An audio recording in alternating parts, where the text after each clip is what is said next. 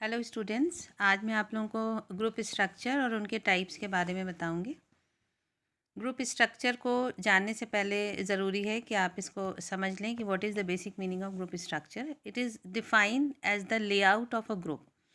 It is a combination of group roles, norms, conformity, workplace behavior, status, reference groups, status, social loafing, cohorts, group demography, and cohesiveness. तो अगर हम एक नट shell में देखना चाहें तो ग्रुप स्ट्रक्चर से क्या मतलब है कि एक ग्रुप जिन जिन चीज़ों से मिलके बना होता है कि उस ग्रुप के रोल्स क्या हैं, उसमें क्या चीज़ें अच्छी मानी जाती हैं, क्या चीज़ें ख़राब मानी जाती हैं, मतलब उसके नॉर्म्स क्या हैं, कौन कौन से कन्फर्मिटी बिहेवियर हैं, जो ग्रुप मेंबर्स हैं उनकी क्या स्टेटस हैं, उनकी क्या लाइबिलिटीज़ हैं, उनकी रिस्पॉन्सिबिलिटीज़ क्या हैं, ये सारी चीज़ें मिलके हमें ग्रुप स्ट्रक्चर को जानने में सहायता करती हैं। ग्रुप रोल्स क्या होते हैं? The different roles a person plays as a part of the group are known as group roles. Now, when a group comes together for the first time and begins to interact, various differences between the members begin to appear. Differences in status, influence, role, ability, and so on. The pattern of relationship that is thus established is known as the group structure. मतलब जो भी individual group में आते हैं, group के members के contact में आते हैं, तो उनमें डिफरेंट टाइप के डिफरेंसेस होते हैं, लेकिन उन डिफरेंसेस के बावजूद भी उनके जो अलग अलग स्टेटस होते हैं, उनके रोल्स होते हैं, and the way they influence each other, this all in the whole comprise the basic format of the group structure. A group's structure defines the formation, arrangement, and articulation of the member of that group. The structure is the underlying pattern of a stable relationship among the group members. Now, the basics of group structures are dependent upon some component, and these components are formal leadership, roles, norms, status, group size, composition of the group, and the degree of group cohesiveness. These are the important component which decides the structure of the group. Now the first is formal leadership. What is formal leadership? Almost every work group has a formal leader. He or she is typically identified by titles such as unit or committee chair. This leader can play an important role in the group success, so much so, in fact, that we have devoted an entire chapter to the topic of leadership. ये जो leadership की बात हम कर रहे हैं, इसमें जो ग्रुप का नेता होता है उसकी कैरेक्टरिस्टिक्स इतनी ज़्यादा इम्पॉर्टेंट होती हैं कि हमने जो साइकोलॉजी के सिलेबस है उसमें लीडरशिप का एक इंडिपेंडेंट चैप्टर ही होता है. ये चैप्टर क्यों होता है? ये चैप्टर आपको यही सब बताने के लिए होता है कि what are the basic characteristics of the leader, और लीडर कैसे इन्फ्लुएंस करता है ग्रुप को, ग्रुप स्ट्रक्चर कैसे अच्छे या ख़राब लीडर से इन्फ्लुएंस होता है. तो ये सारी चीज़ें बहुत अफेक्टिव तरीके से ग्रुप स्ट्रक्चर को प्रभावित करती हैं. तो जो फॉर्मल लीडरशिप होती है कि कौन सा इंडिविजुअल हमारे ग्रुप को गवर्न कर रहा है, गाइड कर रहा है, ग्रुप के जो कॉमन ऑब्जेक्टिव्स हैं उनको अचीव करने के लिए सहायता कर रहा है, तो ये सारी चीज़ें उस इंडिविजुअल की पर्सनालिटी के ऊपर बहुत हद तक डिपेंड करती हैं. दूसरा है roles. A role is a set of activities expected of a persons occupying a particular position within the group. It is a pattern of behavior that is expected of an individual when he interacts with others. Different type के roles assign किए जाते हैं किसी को, मतलब, और ये जो रोल्स असाइन किए जाते हैं ये इंडिविजुअल के कैलिबर के हिसाब से उसको डिफरेंट रोल्स असाइन किए जाते हैं, और इन रोल के हिसाब से ही वो डिफरेंट जो अलग टाइप के मतलब जो दूसरे ग्रुप के मेंबर्स होते हैं उनसे इंटरैक्ट करता है. And these roles have certain characteristics. These roles are impersonal. It is the position that determines the expectation, not the individual.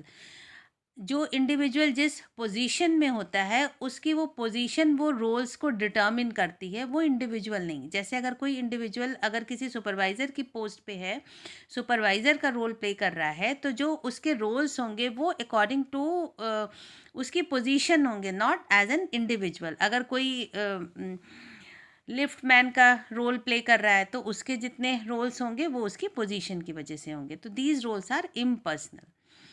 Second is roles are learned quickly and can result in major change in the behavior. Third is norms. Norms क्या होते हैं? Norms are shared ways of looking at the world. Groups control members through the use of norms. A norm is a rule of conduct that has been established by group members to maintain consistency in the group. मतलब जब तक किसी group में कुछ norms नहीं होंगे, हमारे मतलब कुछ क्राइटेरिया नहीं होंगे कि हम जिस ग्रुप को बिलोंग करते हैं उनमें क्या होना चाहिए, क्या क्या डूज़ हैं एंड क्या डोंट डूज़ हैं, जब तक ये नॉर्म्स नहीं होंगे तब तक कोई भी ग्रुप अच्छी तरीके से फ्लरिश नहीं कर पाएगा, ग्रो नहीं कर पाएगा. तो ग्रुप स्ट्रक्चर के लिए norms are the basic component. According to Hackman, norms have following characteristic. Number one, norms summarize and simplify group influence process. They resolve impersonal differences in the group and ensures uniformity of actions. Second is, norms apply only to behavior, not to private thoughts and feelings. Third is, norms are usually developed gradually, but the process can be shortened if members so desire. Third is, not all norms apply to everyone. High status members often enjoy more freedom to deviate from the letter of the law than to other members. And next comes the status. Status is a socially defined position or rank given to group or group members by others. Status is an important factor in understanding human behavior because it is a significant motivator and has major behavioral consequences. Status जो होता है वो किसी individual के personality को बहुत affect करता है और जो कि इन टर्न अफेक्ट्स द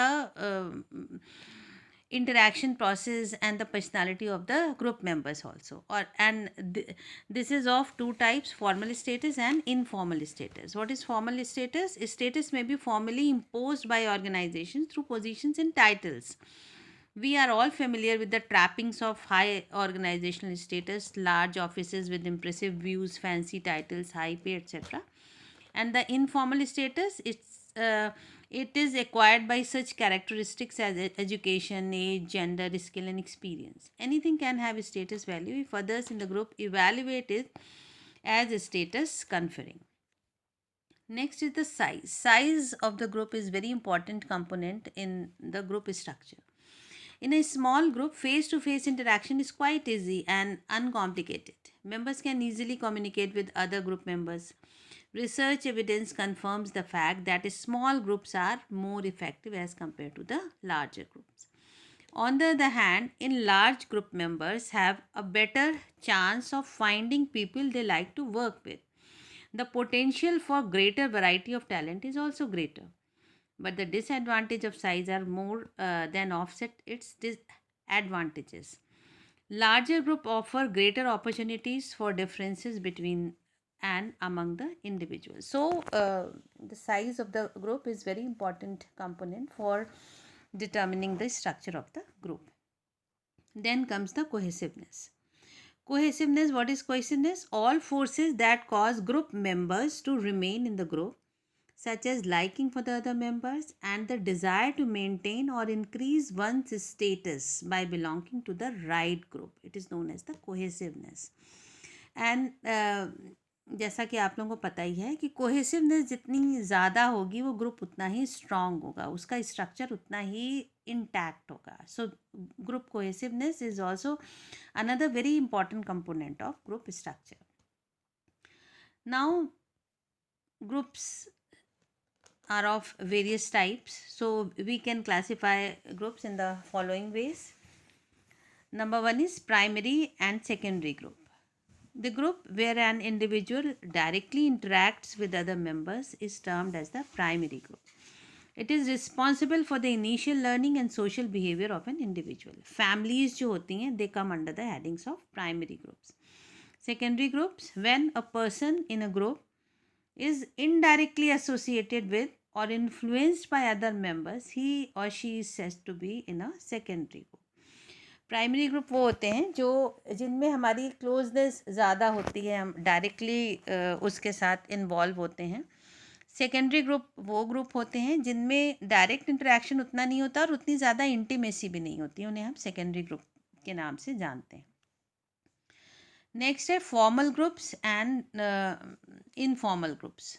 तो first is formal group, when people collaborate to attain the organizational goals or objective, they are said to form a formal group. Now, following are the three major types of formal groups existing in an organization. One is command group.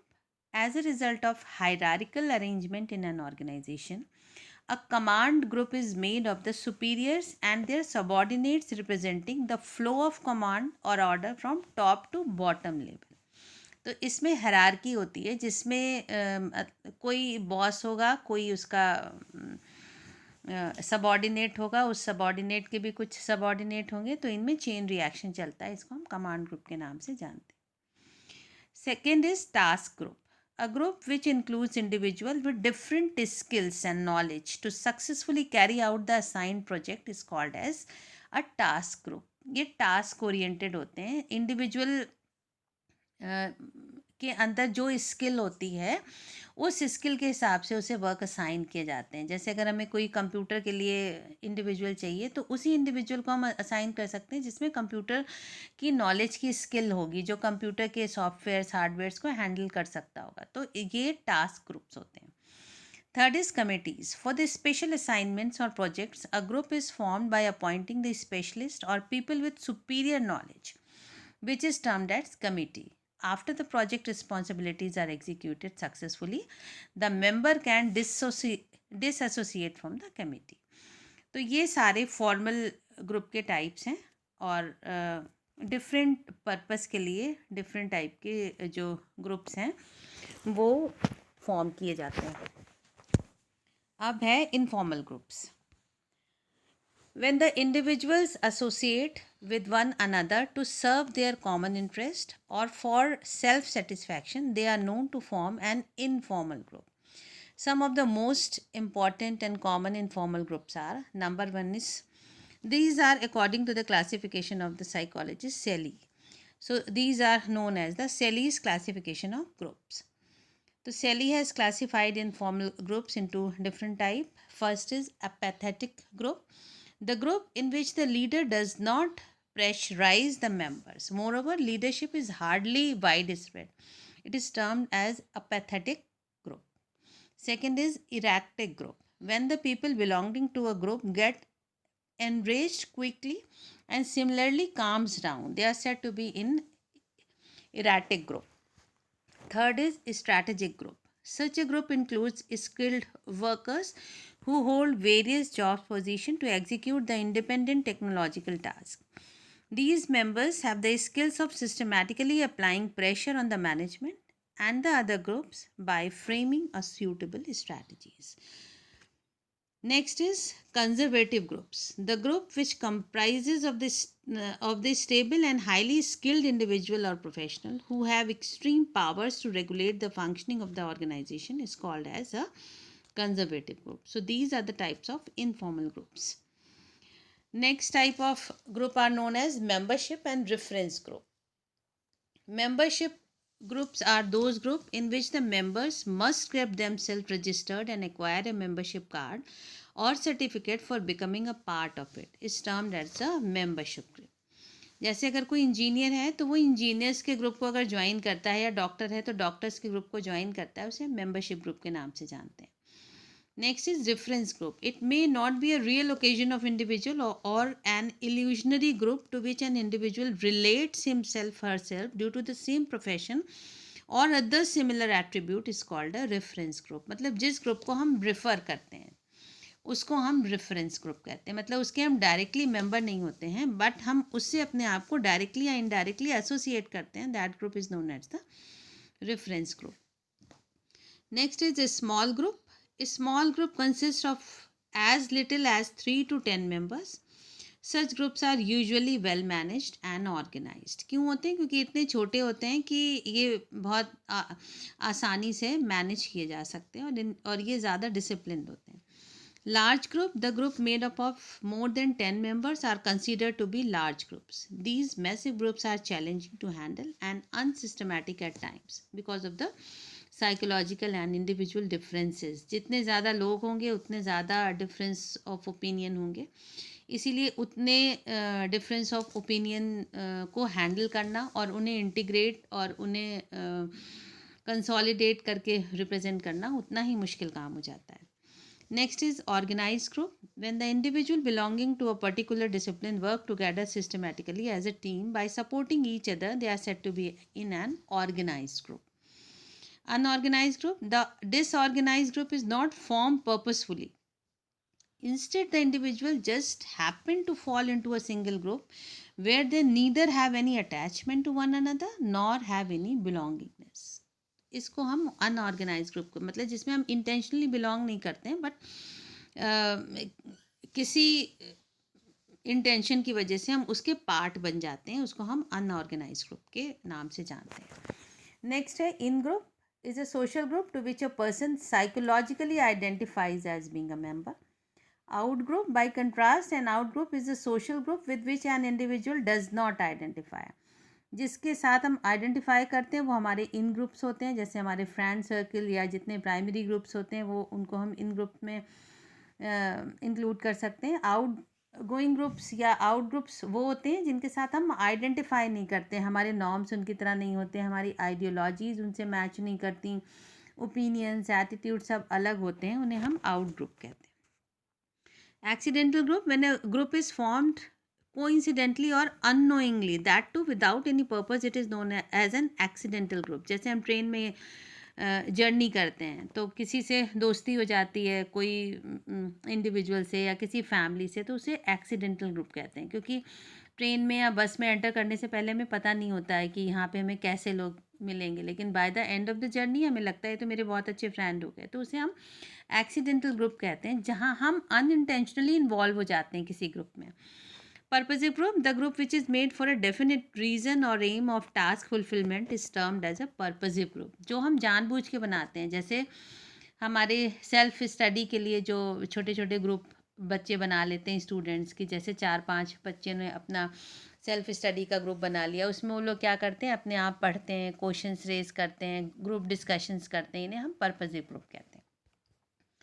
Open group, the group where the new individuals can freely enter and old members can exit anytime is known as an open group. Open group is open to everyone, मतलब entry और exit दोनों के लिए these groups are always open. Closed group, the restricted group where no further entries are entertained is called as a closed group. ये restricted होते हैं और इनमें हर इंडिविजुअल कभी भी किसी भी टाइम एंट्री नहीं कर सकता है. इनके कुछ इफ्स एंड बट्स होते हैं कि अगर आप में ये क्वालिफिकेशन है तब आप आएंगे, या अगर आप ये टास्क परफॉर्म कर सकते हैं, what ever the norms of the group, लेकिन उनके कोई ना कोई क्राइटेरिया होंगे क्लोज ग्रुप के. Temporary group, when the individuals come together for a particular project or task accomplishment, they are known to be in temporary group. Such a group disintegrates after the successful performance of the task. Temporary group हमने बनाया किसी task को achieve करने के लिए, और एक बार task achieve हो गया तो उसके बाद वो ग्रुप जो होते हैं वो डिसइंटीग्रेट हो जाते हैं. Permanent group, such group represent a long term association of the group member. Here people belonging to a particular organisation are known to be in a single group. अब ये जो जितने टाइप के क्लासिफिकेशन ग्रुप्स के बताएं, इनमें काफ़ी overlapping है. जैसे अगर हम प्राइमरी ग्रुप की बात करें, या इन ग्रुप की बात करें, या टेम्प्रेरी ग्रुप की बात करें, या आउट ग्रुप की बात करें, मतलब बहुत सारे ऐसे ग्रुप हैं जो जिनकी कैरेक्टरिस्टिक्स ओवरलैपिंग हैं, लेकिन उनके नेचर की वजह से उनको अलग अलग ये टैग दिए जाते हैं. जैसे टेम्प्रेरी ग्रुप हो गया, या आउट ग्रुप हो गया, या सेकेंडरी ग्रुप हो गया. इस टाइप के हमने ग्रुप्स के डिफरेंट टाइप में क्लासीफाई किया है for the sake of convenience.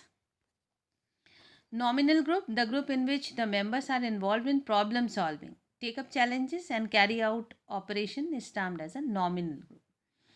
Non-performing group, whenever the individual are put together in a single group just on the sheet of the paper, however they need not carry out any task, they tend to be in a non performing group. इस nominal group को हम performing group भी बोल सकते हैं, क्योंकि वहाँ पे हम कुछ परफॉर्म करते हैं, कुछ प्रॉब्लम सॉल्विंग टास्क करते हैं, चैलेंजेस लेते हैं, तो इसको हम परफॉर्मिंग ग्रुप भी कह सकते हैं। नीचे वाले को नॉन परफॉर्मिंग ग्रुप कह रहे हैं, क्योंकि ये ऑन पेपर्स होता है, इसमें कुछ करना नहीं होता, बस एक ग्रुप है, बनाया गया है, ऑन पेपर है, but it is non functional, that is why this is known as the non-performing group. So this was all about group structure and types of the groups, and these are the references for the text and the images which I have borrowed from different sites from Google. So this is all from today's lecture. Thank you.